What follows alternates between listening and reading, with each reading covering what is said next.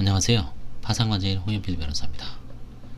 오늘은 60년생 남자분의 파산 면책 사례를 한번 살펴보겠습니다. 파산 절차는 폐지 신청된 걸로 봐서 환가는 없었고요. 환가 포기 신청이 좀 있었네요. 아마 예금이라든가 보험, 해약환급금이죠. 기타는. 면책 절차는 면책 의견이고요. 채권자인은 없었습니다. 최근 주거 이력을 보시면 주로 성산동, 서교동, 부천, 회안동, 성산동, 선산동 주로 마포 쪽에서 많이 사셨죠. 부천은 아마 주민등록만 이런 채권 추심의 문제 때문에 옮겨놓은 것 같아요. 그래서 주로 이제 보증금은 배우자 명의로 2,000 거주하다가 그 이후에는 이제 고시원에도 잠깐 있었고 채무자 명의로 500에 30. 2016년에 19년도에 동교동에서 중국 음식점을 하셨어요. 이번은 3년 정도, 3, 4년 정도. 근데 이제 결국 폐업을 하고 지금은 이제 중국 음식점 배달 같은 일용직으로 근무하고 있습니다. 배달 내지 아니면 이제 가서 일당으로 이제 주방 보조하는 거죠. 음식 만드는데 2019년 4월에 이제 파탄을 일었고요. 결국 이제 사업 실패죠. 다음에 이제 사기 피해까지 받았습니다. 보이스피싱 사기 당하신 분 저번에 한번 했죠. 이게 되게 의외로 많습니다. 이런 분들이 어려우면 사기를 당하기 쉬워요. 왜냐면 뭔가 이제 대출을 받기 위해서 되게 노력을 하죠. 그런 사람의 어떤 심리를 이용하죠. 그러면 심리적으로 조종을 당하게 돼 있죠. 그 사람이 하라는 대로 다 해야 됩니다. 진짜 뭐 하라는 대로 다 해야 되죠. 공인인증서 달라. 그 다음에 뭐 비밀번호 다 넘겨주고 그야말로 뭐 빤스까지 싹 벗어줘야죠. 그러기 때문에 사기를 당하는 거예요. 심리적으로 조종을 당하는 거죠. 뭐 일종의 이제 그 가스라이팅하고 비슷하죠. 심리적으로 조종을 당하는데 조종을 당하는 걸 몰라요. 뭐 성폭력에서 그루밍 피해하고 비슷한 거죠.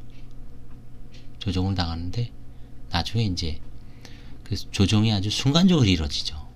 눈 깜짝할 새 이루어져서 나중에 그 피해를 인식했을 때는 어떻게 할 수가 없어요. 찾지는 못합니다. 경찰에 보이스피싱을 신고를 해도 경찰을 어떻게 찾아요? 다 그게 조직에 의해서 바지를 내세우고 뭐 외국에다 또 많이 하죠. 결론은 이 사람은 이제 중국 음식점 자재 납품 상점문의 직원으로 취업했으나 건강이 악화되어 경제활동을 제대로 하지 못하게 됐다가 2016년 뜻을 품고 중국 음식점을 개업을 합니다. 한 3, 4년 해봤지만 계속 적자 운영이 됐고 이를 막기 위해서는 결국은 이제 돌려막기가 되는 거죠. 더군다나 이제 사업 부진으로 인한 스트레스로 뇌질환이 당뇨와 허리 디스크 협착증으로 몸도 안 좋아졌습니다.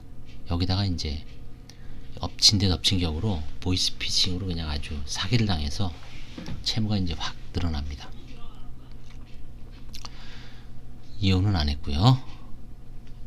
지금 현재 중국 음식점 종업원이고 어머니하고는 이제 어머니가 80대신 분이 계시고 배우자는 54살 아들이 있는데 뭐 연락이 잘 안 된답니다. 채무가 벌써 1억 2천이에요. 1억 2천 주로 이제 카드, 은행, 뭐 서울신용보증재단 이거 다 이제 중소상공인에 의한 소액 대출을 많이 해주죠. 이게 이제 현대캐피탈이 이게 사기 보이스피싱. 이것도 이 뒤에 게 다 그 관련된 겁니다. 또. 그 다음에 이제 현 채무자 명의 재산은 주택임대차 보증금 500만원, 보험해약환급금 170만원. 그래서 이제 5년 동안 해지한 보험금도 뭐 한 3, 400대입니다. 400 정도 되죠. 결국 이제 생활이 어려우니까 또 몸도 안 좋다 그랬죠. 아까 이 보험을 깨서 쓰는 경우도 많습니다. 그래서 이제 임차보증금 500은 워낙 소액이니까 뭐 환가할 수가 없고요. 보험도 마찬가지로 170, 150까지 20은 환가할 수는 있지만 아주 소액이니까 절차 비용 안 나오죠. 그래서 이거는 환가 포기를 합니다. 이제 종합의견을 보시면 아버님은 이제 2003년 5월 7일 돌아가셨어요. 당연히 상속재산은 없었습니다. 채무자는 파산 신청 직전인 2019년 4월 및 7월경 3건의 보험을 해약합니다. 아마 뭐 의도적으로 했어도 이런 건 어떻게 할 수가 없습니다. 해약한 그 500만원입니다. 그 당시에 이미 당뇨와 허리디스크 협착증 등 합병증으로 치료가 필요하며 현금을 보유하면서 생활비 및 치료비 등을 사용하고 있습니다. 저한테도 그때 돈 얼마나 나왔냐 했더니 뭐 한 2,300 남았다고 얘기한 걸 보니까 보험을 파산을 예상을 하고 해약을 한 건 맞아요. 그렇지만 건강이 안 좋으니까 뭐 이거는 넘어가야죠. 그 다음에 이제 통장 거래 내역에 의하면 월 수백만 원이 현금으로 인출됩니다. CD로. 주로 그 동네에서 마포, 동교동, 서교동 그쪽에서. 그리고 물어보니까 뭐 결국 중국 음식점 운영하면서 식자재 구입, 그 다음에 직원들 인건비도 현금으로 주는 게 많다는 얘기예요. 왜냐하면 중국 음식점 그 종업원들도 마찬가지로 신용불량자가 아마 많을 겁니다. 그러니까 통장을 이용 못 하시는 분이 많죠. 그렇기 때문에 그런 분들한테는 계좌이체해주기가 좀 힘든 경우가 많죠. 그러면 예를 들어서 한 5, 600 찾아서 150, 뭐 100, 200 범위 내에서 주방하고 그 배달원들 인건비 지급하는 거죠. 그러니까 이걸 무슨 뭐 은닉을 위해서 이 사람이 하기에 한다고 보는 거는 좀 어렵고, 또한 뭐 이제 가끔 도박하시는 분도 있는데 뭐 제가 봤을 때는 이분 얘기가 맞는 것 같아요. 식자재 구입하고 굳이 무리해서 그걸 이제 계속 끌어나가는 거죠. 왜냐면 그 수백만 원 인출한 시점이 한 10개월 이상 됩니다. 그 다음에 나중에 이제 사업자를 폐업을 해요. 그런 걸 봤을 때 결국 사업이 어려워지면서 이제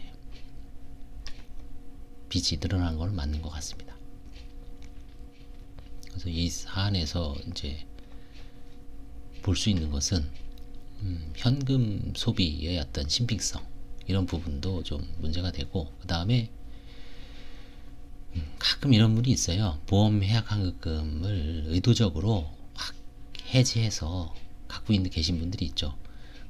그러면 이제 보통 뭐 한 500 미만은 넘어갈 수밖에 없죠. 변호사도 선임해야 되잖아요. 한 2, 300 들잖아요. 파산 신청할 때. 뭐 공짜로 해주는 경우가 있겠습니까? 변호사도 선임해야지, 법무사도 선임해야지, 그렇죠? 그 다음에 뭐 비용도 한 5, 60만 원 들잖아요. 그 다음에 생활비도 해야 되고, 뭐 이런 거는 넘어가는 수밖에 없습니다. 그래서 그런 부분도 뭐 좀 고려를 해서 파산 면책도 이제 그런 비용 같은 것도 좀 잘 고려를 해서 파산 신청 시기를 조절하는 것도 좋은 전략이라고 할 수 있습니다. 예, 오늘 여기까지 하겠습니다. 감사합니다.